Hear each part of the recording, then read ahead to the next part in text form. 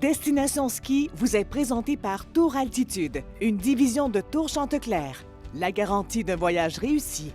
Par Tempo, l'abri d'auto, le vrai.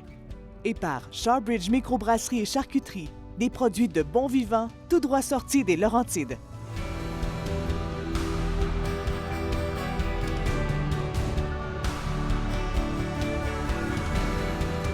Pour ce deuxième arrêt de ce voyage dans les Rocheuses canadiennes, on s'arrête à Mount Norquay, qui fait partie du ski Big Three, une montagne qui a beaucoup de charme et aujourd'hui, particulièrement, qui a beaucoup de poudreuse.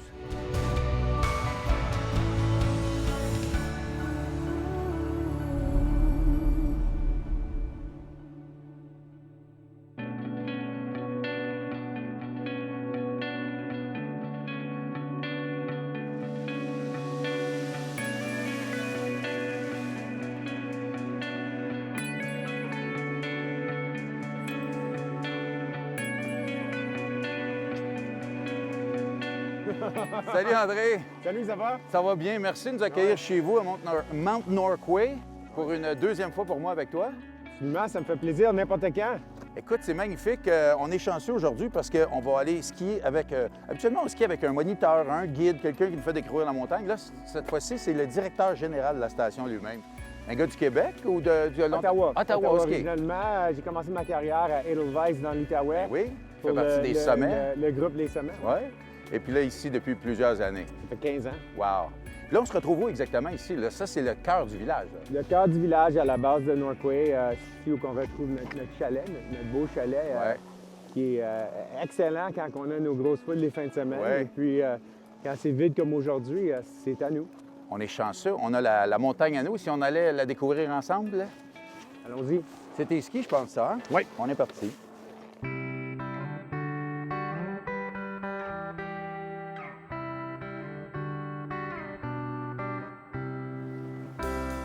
Belle première piste. Les conditions sont belles, hein? Super. Avez-vous beaucoup d'enneigement artificiel ou c'est surtout de la neige naturelle? Oui, on fait de la neige artificielle sur 80 de la montagne. Quand même. Cette année, c'est bien parti avec la neige naturelle. Alors, en début décembre, avec des conditions de même, c'est extraordinaire.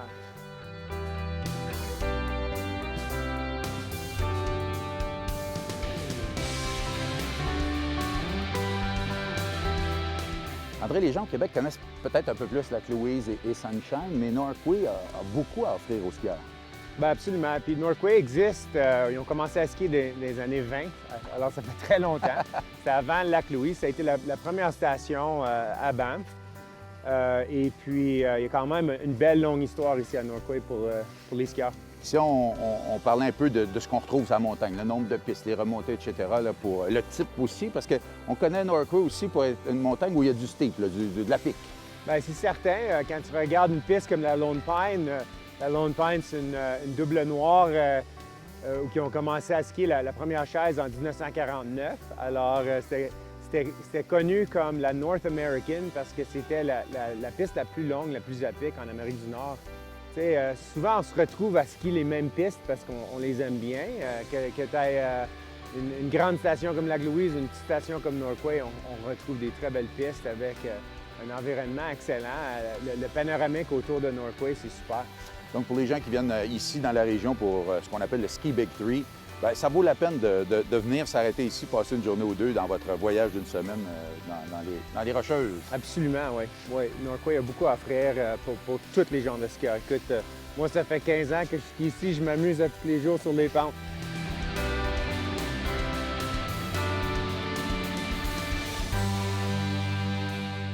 On peut s'arrêter à la mi-montée ici. Oui, c'est excellent parce que le reste est un petit peu plus à pic. Alors ici, ça nous aide à avoir plus de pistes de débutants.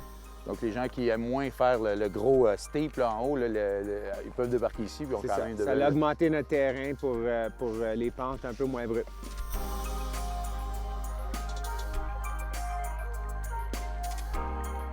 André, on voit que c'est vraiment une pépinière de skieurs ici. Vous formez les futurs champions, hein? Oui, on a un club de ski très actif avec les Banff Alpine Racers et puis on a des pistes d'entraînement comme ici la Rob's Run, nommée Rob's Run pour Rob Bosinger, la famille Bosinger qui était sur l'équipe nationale. il y a longtemps. Mais c'est ça, beaucoup de jeunes, on vient de finir une série de courses-pistes. Et puis notre club, c'est ça, très actif, beaucoup de bons skieurs. Sur l'équipe nationale en ce moment, on a Jeffrey Reed, Eric Reed et Trevor Phelps qui viennent du club de Northway. Des produits de Northway. C'est ça. Cool!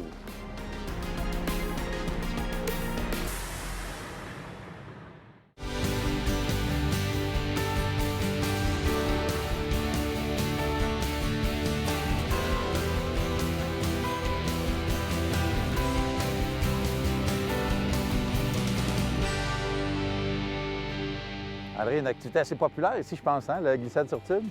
Oui, c'est ça. Écoute, c'est notre fameux parc de glissade sur tube. Regarde qu'est-ce qu'on voit en faisant de la glissade. Et puis, les gens s'amusent ici. Ça fait au-dessus de 10 ans maintenant qu'on a notre glissade sur tube. On a un chalet séparé avec un restaurant aussi pour les gens qui sont là. Et puis, c'est ça, chaque année, on essaie de créer des nouveaux skieurs en les introduisant à la glissade sur tube.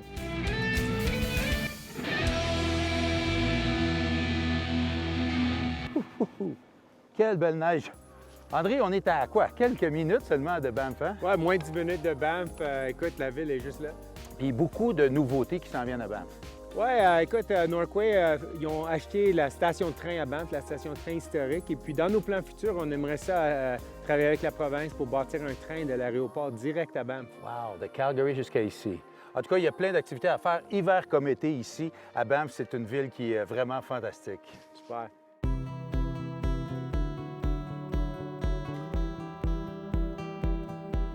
Très heureux d'être à Banff ici en compagnie d'Angela qui va nous expliquer un petit peu ce qui se passe ici. Il y a beaucoup d'activités à faire ici à Banff. Yeah, so here in Banff, obviously there's the great skiing, but there's also so much more. So, families can snowshoe, they can try dog sledding, which is so quintessentially Canadian. There's tons of places to eat wonderful local food. We have amazing fat biking trails. Let's talk about lodging. There's so many different types of lodging here. Yeah, absolutely. There's, everything from your classic Fairmont hotels to, smaller boutique hotels, motels, as well as cozy cabins. Banff Lodging Company est un groupe de hôtels en Banff et Canmore. Et nous avons beaucoup de différents styles d'hôtels. Je crois que les foyers au bois et la cuisine sont deux choses qui sont importantes à avoir dans la chambre et Hidden Ridge Resort offre les deux. C'est une très belle propriété et les piscines sont impressionnantes. Some festivals here too, huh? Yes, absolutely. So in January, every single January in Banff, we have Snow Days Festival. So that takes place in Banff and Lake Louise. There's ice carving. There's a ton of fun for families. Family fun zone where there's games and competitions, ski joring. So this year there's going to be a ski joring competition and fondue out at the historic train station. So that will be really, really exciting to see. Cette capsule équipement vous est présentée par Auberson. On ne parlera jamais assez de bottes de ski, la partie la plus importante de notre équipement de ski. Exactement. En fait, cette fameuse partie que les gens négligent à changer ou qui n'ont aucune idée, en fait, vers quoi se tourner, qui est la partie, encore une fois, la plus importante au niveau de l'équipement. Aujourd'hui, on va parler un petit peu de qu'est-ce qu'on a regardé au niveau d'une botte, pourquoi changer sa botte, qu'est-ce qui est important d'analyser, en fait, pour améliorer, en fait, son confort, mais aussi la qualité de son ski. Oui, la grandeur, première des choses en partant. La plupart des gens ont des bottes trop grandes pour eux. Exactement. La majorité des personnes, en fait, viennent en magasin et n'ont aucune idée, en fait, quoi regarder. La partie la plus importante, en fait, c'est le questionnement. Ça fait combien d'années vous faites du ski? Qu'est-ce que vous recherchez d'une botte de ski? Vous allez en faire combien de fois? Donc, il y a plusieurs questions, en fait, qui vont être à poser. Donc, par la suite, on va analyser au niveau du pied. On utilise un mesureur, en fait, qui va analyser la largeur, aussi la longueur du pied, la hauteur du coup de pied. C'est vraiment une question d'analyse par rapport à notre expertise aussi en magasin. Par la suite, on va pouvoir enligner la personne par rapport à la bonne bottine. Maintenant, qu'est-ce qui va faire la différence, en fait, au niveau des riches? C'est le fameux chiffre qui est écrit sur une botte de ski, que chaque personne, en fait, des fois, se fait dire « Oh, ça va te prendre un 100, ça va te prendre un 85, un 120 ». Mais pourquoi? Naturellement, la botte, en étant un petit peu plus flexible, pardonne un petit peu plus. Donc, pour le skieur qui va en faire très occasionnellement, cherche un petit peu plus de confort ou, en fait, est en train de développer au niveau de son ski, on cherche à avoir une botte qui est un petit peu plus flexible. Donc, c'est une botte qui a un pardon plus facile. C'est une botte aussi qui nous permet, en fait, de s'améliorer aussi avec le temps. Quand on va chercher une botte à l'inverse qui est plus rigide, c'est pour le skieur qui va négliger un petit peu son confort, sans être inconfortable au niveau de la bottine. Par contre, on va chercher quelque chose qui est plus précis, qui est plus direct aussi au niveau de son ski. Donc ça, c'est la partie qui est quand même importante parce que des fois, par exemple, on peut avoir un ski qui est trop haut de gamme. Par contre, si on a une botte intermédiaire, si malheureusement le match ne se fait pas très bien, puis on ne sera jamais capable d'aller chercher la pleine capacité au niveau du ski. Effectivement. Maintenant, au niveau des modèles de bottes, on a plusieurs largeurs de bottines. Donc, on va aller chercher, par exemple, une botte étroite, comme tu tiens ici dans ta main droite. On va aller chercher une botte large au niveau de la main gauche. On a une botte moyenne qu'on appelle ici. Et on va retrouver aussi des fameuses bottes présentement sur le marché qui sont des entrées arrière. La personne qui a de la difficulté à chausser année après année cherche à avoir une botte qui est facile à mettre, rapide. On a 2 clips. Et c'est des bottes qui sont naturellement pas les plus performantes, mais qui sont très impressionnantes par rapport à ce qu'ils peuvent apporter en ski. Puis il faut se rappeler qu'on peut avoir également des semelles faites exprès pour nous, fitées pour nous. On peut faire fitter nos bottes également, ce que moi j'ai fait et ça a changé mon ski. Exactement. Donc, le meilleur conseil que je peux vous donner, n'attendez pas trop longtemps. Une botte de ski, c'est bon, un 120-150 jours de ski au maximum. Très important par la suite de se présenter en magasin, voir des spécialistes qui vont pouvoir bien vous conseiller pour vos prochaines bottes. Très bon conseil. Merci encore, Julien. Ça fait plaisir.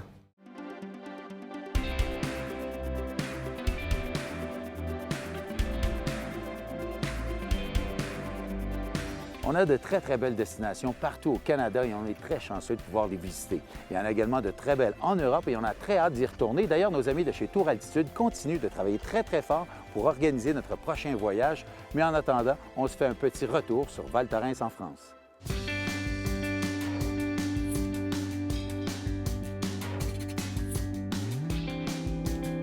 Déjà, Val Thorens est situé dans le plus grand domaine skiable du monde, donc les Trois-Vallées, 600 km de piste ski au pied. Et Val Thorens, c'est une station qui est un peu atypique pour les stations françaises. Alors c'est une station ski au pied, on est à 2300 mètres d'altitude. C'est une station qui est très cosmopolite, avec 30% de Français, 70% d'étrangers, ce qui est complètement l'inverse des autres stations de ski françaises. Parle-moi un petit peu du domaine skiable ici. On retrouve quel genre de piste, quel genre d'hors-piste? Val Thorens, il y a des très beaux secteurs hors-piste parce que déjà on est à haute montagne. Donc juste derrière nous, il y a la Combe sans nom que ça s'appelle, le lac du Loup. Il y a des itinéraires hors-piste où il n'y a aucune remontée, aucune piste autour de nous. On est vraiment isolé. Et puis là, on est après sur le bas, on a 2-3 pistes vertes. Et puis après, on enchaîne assez rapidement sur les pistes bleues. Donc tout le monde peut s'amuser ici. Tout le monde. Ah oui, mais à Val Thorens, on a beaucoup de bons skieurs, mais bon, on a autant de débutants aussi.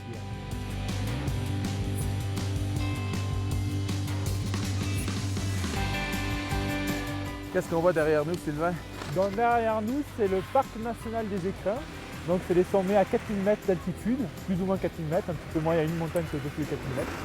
Et les Alpes du Sud. Voilà, c'est la porte un peu des Alpes du Sud de France. Et là, ce qu'on voit pas souvent, c'est que les nuages sont plus bas. Donc ça fait un coup d'œil voilà, ça fait un coup d'œil. La mer de nuages, ça donne toujours une impression assez incroyable. La mer de nuages. On aime ça.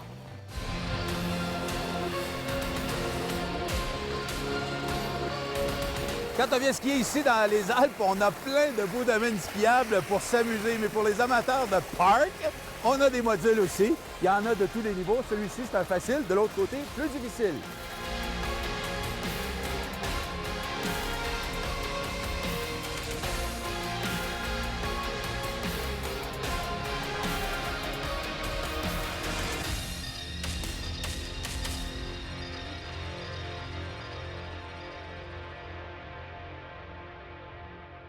Une des très belles activités à faire à Val Thorens, c'est la tyrolienne, qui fait 1300 mètres de long et 300 mètres d'altitude. C'est parti! Salut tout le monde! 1300 mètres! Wouhou!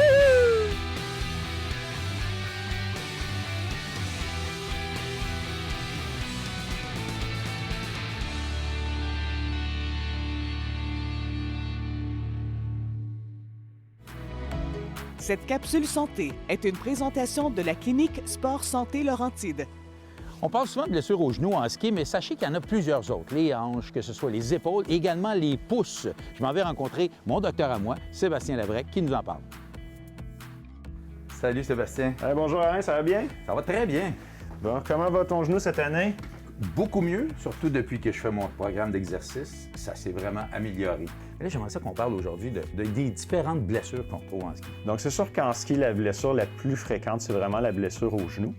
Ensuite, on va avoir des blessures aux épaules, blessures de poignet, de main. Puis, il y a les blessures à la tête ou les commotions cérébrales. Quelles sont les causes de ces blessures-là que tu vois le plus fréquemment? Donc, souvent, les blessures peuvent être dues un peu au manque d'entraînement ou le manque de conditions physiques au niveau du skieur. Il peut y avoir des blessures dues à l'équipement, soit des bris d'équipement ou des ajustements d'équipement. Puis, on va avoir des blessures plus de fin de journée, quand il y a de la fatigue musculaire, la neige est plus dure, les conditions de piste sont moins bonnes. Et si on parlait de la blessure plus spécifique au pouce? Oui, donc la blessure au niveau du pouce est quand même moins fréquente, autour de 7 des blessures. Par contre, c'est important de ne pas la manquer parce que ça peut causer une perte de force de manière permanente au pouce si on ne s'en occupe pas. Donc, on parle de pouce du skieur parce qu'elle peut arriver dans n'importe quelle chute, mais surtout si on fait une chute avec le bâton dans la main qui va venir mettre une force sur le pouce qui envoie un peu le pouce dans la direction opposée au reste de la main. Est-ce qu'il y a des façons de guérir ça? Est-ce qu'il y a des façons de traiter ça? Des exercices qu'on peut faire? Donc, la première chose, ça va être de le diagnostiquer. Fait que souvent, les signes qu'on va avoir après qu'on soit tombé, on peut avoir une douleur à la base du pouce, on peut avoir des signes d'enflure, il peut y avoir aussi des bleus qu'on va voir. Puis un peu pour y penser au plus facilement, bien, si on va avoir des difficultés à tourner une clé, tourner une poignée de porte ou agripper des objets là, avec le pouce puis les autres doigts.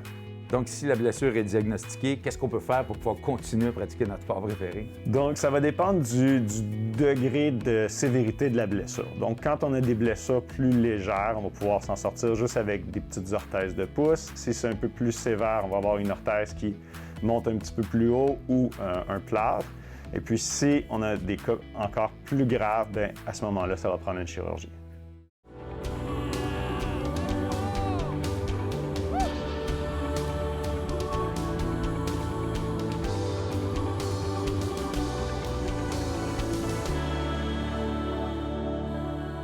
Parle-moi un peu de l'histoire de tous ces noms de pistes ici, c'est particulier, hein? Oui, bien, au cours des années, on a commencé à renommer certaines pistes. Sur la chaise mystique, c'est ici où beaucoup de nos coureurs apprennent à faire leurs virages les plus vite qui vont leur ramener sur la Coupe du Monde. Alors, on a une piste qui s'appelle Giver Grandy pour Thomas Grandy. Et puis ensuite, on a aussi une piste qui s'appelle Wiggly's pour célébrer Mike Wiggly. Ça fait une couple d'années que la piste existe.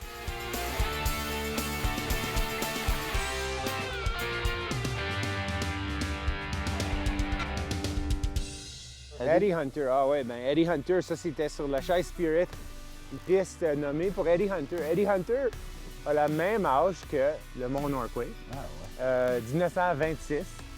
Alors, M. Hunter, cette année, va célébrer 96 ans. Et puis, il skie encore. Il skie encore? Ils ont 3 générations, ses enfants puis les enfants de ses enfants. Une famille qui est très accrochée à la montagne ici.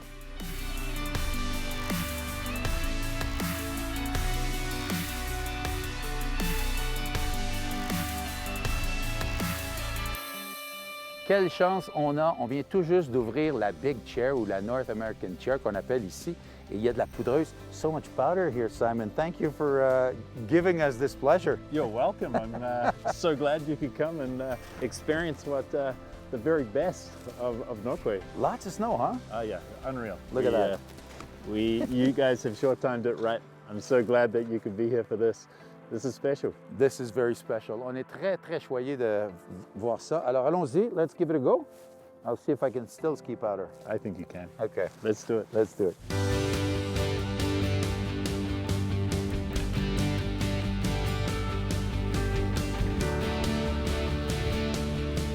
Norquay, c'est vraiment proche.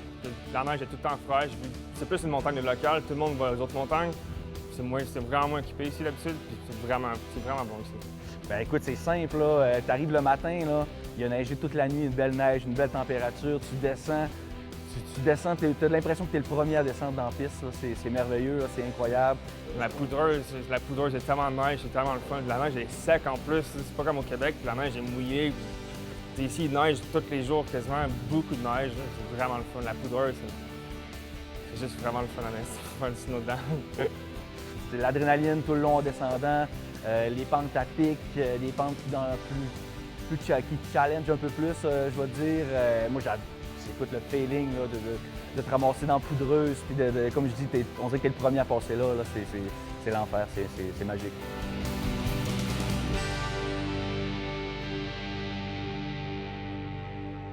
André, parle-moi un peu de cette piste-là derrière nous, c'est la Lone Pine. La Lone Pine, mais c'est une piste qui existe, ça fait très longtemps ici à Norquay. Et puis c'est ça, c'est bel et bien nommé pour l'arbre qui est seul dans le milieu de la pente. C'est une pente très à pic, une double noire et puis avec beaucoup de bosses. Puis après un bon long matin de ski, c'est sûr qu'on commence à avoir faim, puis on peut se rejoindre dans notre pub ici à Norquay, le Lone Pine Pub. Ah! On y va? On y va!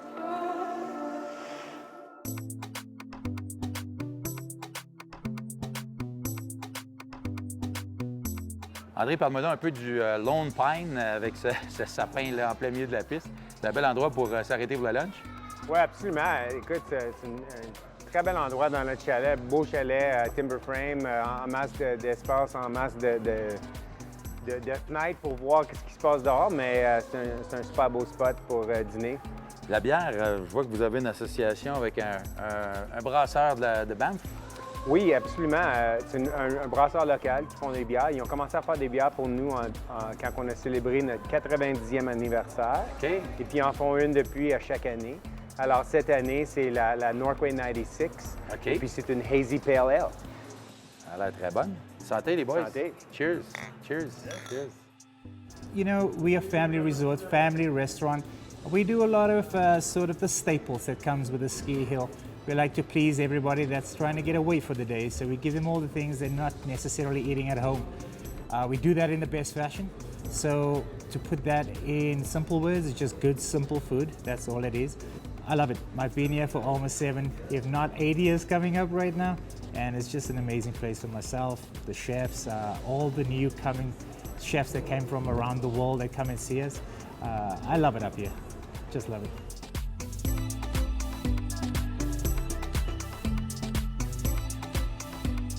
Quelle journée on a eue ici à Mount Norquay. Incroyable. On a même ouvert une chaise pour nous. On a skié de la poudreuse. C'était malade. Les conditions sont parfaites. Quelle belle montagne à mettre à votre agenda. André, vraiment, dans Ski Big 3, il faut vraiment venir faire un tour ici à Mount Norquay. Certainement. Et puis skier la piste, la Lone Pine, c'est une piste historique.